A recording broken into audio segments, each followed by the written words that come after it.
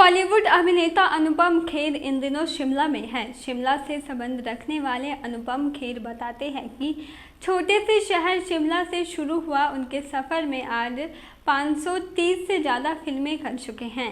शिमला में पत्रकारों से रूबरू होते हुए उन्होंने बताया कि शिमला में उनकी बहुत पुरानी यादें जुड़ी हैं। बचपन शिमला में ही बीता, यहाँ से उन्हें बहुत कुछ सीखने को मिला। अनुपम खेर ने बताया कि आदमी के हौसले बुलंद हो, इरादे मजबूत हो तो कुछ भी हो सकता है। अनुपम खेर ने आज प्रेस क्लब शिमला में प्रेस से मिलिए कार्यक्रम में बचपन से जुड़े किस्से व बॉलीवुड के सफर के बारे में अनुभव साझा किए। वहीं अनुपम खेर ने आमिर खान की फिल्म लाल सिंह चड्ढा के बायकॉट पर कहा कि पहले भी फिल्में होती रही हैं, बावजूद इसके फिल्में हिट हुई हैं। अपने विचार रखने की सभी को आजादी है, फिल्म देखना या ना देखना दर्शकों की इच्छा है। उन्होंने कहा कि मोदी देश में अच्छा काम कर रहे हैं। हर आदमी जो वोट डालता है उसकी कोई ना कोई विचारधारा अवश्य होती है। राहुल गांधी भी जब देश में देश की बात करेंगे वह उनके काम की बात भी करेंगे।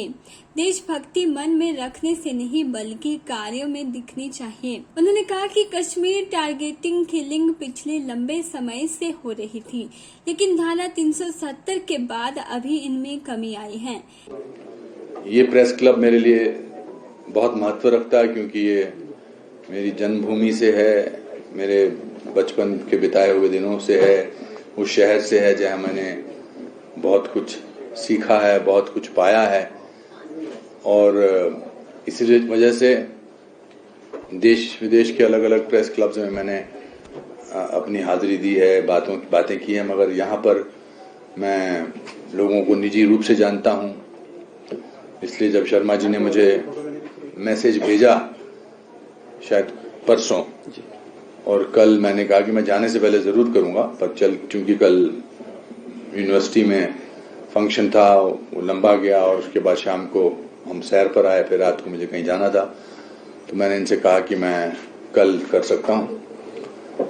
ये तो मेरा कर्तव्य है आपसे बातचीत करना, आपसे मुखातिब होना, और ये मेरा सौभाग्य भी है कि जिस शहर ने मुझे इतना कुछ दिया है, जिस शहर ने मुझे सपने देखने की शक्ति दी है, जिस शहर ने मुझे चलते रहने की एक आज़ादी दी है, जिस शहर ने मुझे मासूमियत सिखाई है, जिस शहर ने मुझे सच बोलना सिखाया है, सब यहीं से शुरू के सालों में ये सब चीज़ें, शिक्षाएं मिलती हैं। कुछ माँ बाप से मिलती है, कुछ लोगों से मिलती है, कुछ अध्यापकों से मिलती है, कुछ माल रोड पे चलते हुए बेवजह के नमस्ते, हेलो जी, कैसे हमारा जी, बस जी तब ठीक है जी, उनसे भी मिलती है। क्योंकि मुझे लगता है कि जो मुझे आप लोग प्लेटफॉर्म देते हो, मुझे वो बिना राजनीति में जाए मिल जाता है। आज तो सोशल मीडिया की इतनी ताकत है, मेरे 20 मिलियन फॉलोअर्स ऑलमोस्ट ट्विटर पे हैं, 6 मिलियन फॉलोअर्स मेरे इंस्टाग्राम पर हैं, 2 मिलियन फॉलोअर्स मेरे कू पर हैं, फेसबुक पे हैं, तो कुल मिलाकर 30 मिलियन फॉलोअर्स तो मेरे हैं। तो मुझे मेरा सबसे बड़ा प्लेटफॉर्म मिला है। और आज जब मैं बिना किसी पार्टी से एफिलिएटेड होकर अपने दिल की बात कहता हूँ, आप सब लोग छापते हैं, सब लोग हो जाते हैं। तो जब मुझे लगेगा कि मुझे अब पॉलिटिक्स में आना चाहिए, और परिवार में 2 में से 1 इंसान काफ़ी है, तो मैं इसमें कोई मैं हमेशा ही कहना चाहता हूँ कि देश के बारे में बोलना ज़रूरी नहीं है कि वो पॉलिटिक्स में जाना चाहता है। अब आप सब लोग, मैं सोचता हूँ कि आप सबने 15 अगस्त को अपने घर पे झंडा फहराया होगा, फहराया था कि नहीं फहराया? तो फिर मैं आप कहूँगी कि आप तो पॉलिटिशियन हैं। ऐसा नहीं है, आप देशभक्त हैं।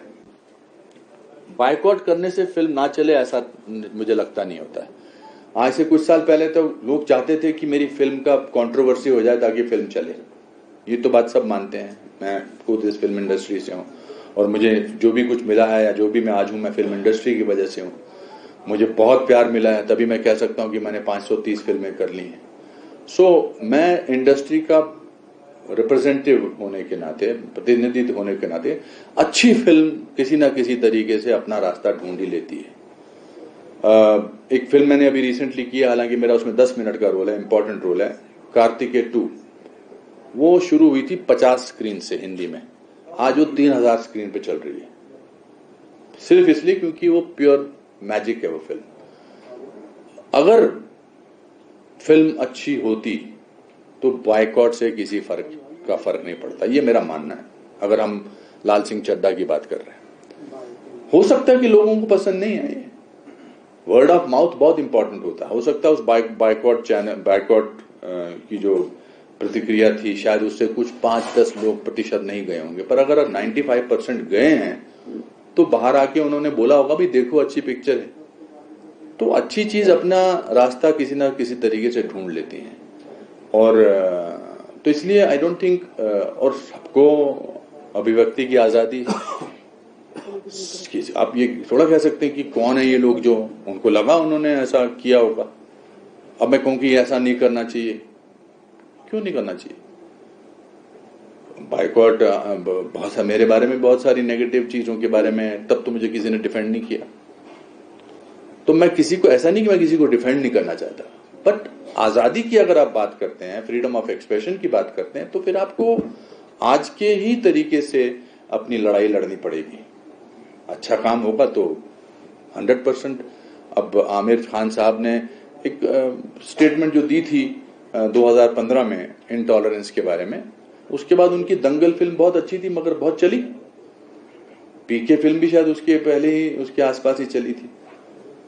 पर हो सकता है कि पिछले दिनों लोगों को ऐसा लगा होगा कि यार ऐसा तो नहीं करना चाहिए। हो सकता है कि उनको लगा कि सीरिया में शूटिंग नहीं करनी चाहिए, जो हमारे देश में के बारे में अच्छी बातें नहीं करती हैं। But in spite of that fact, पहली बात तो मैं कहना चाहता हूं कि इन दुनिया में हिंदुस्तान से ज्यादा टॉलरेंट देश कोई नहीं है। के चैनल के लिए शिमला से पुष्पेंद्र कुमार की रिपोर्ट।